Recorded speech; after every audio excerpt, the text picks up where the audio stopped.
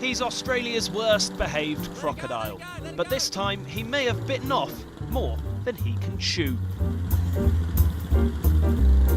Zookeepers in Gosford were cutting the grass when Elvis, the 16-foot saltwater reptile, attacked their lawnmower.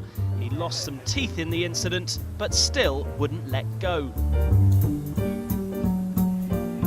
Elvis has a history of bad behaviour. The 50-year-old crocodile was captured in 2008 after menacing locals in Darwin Harbour.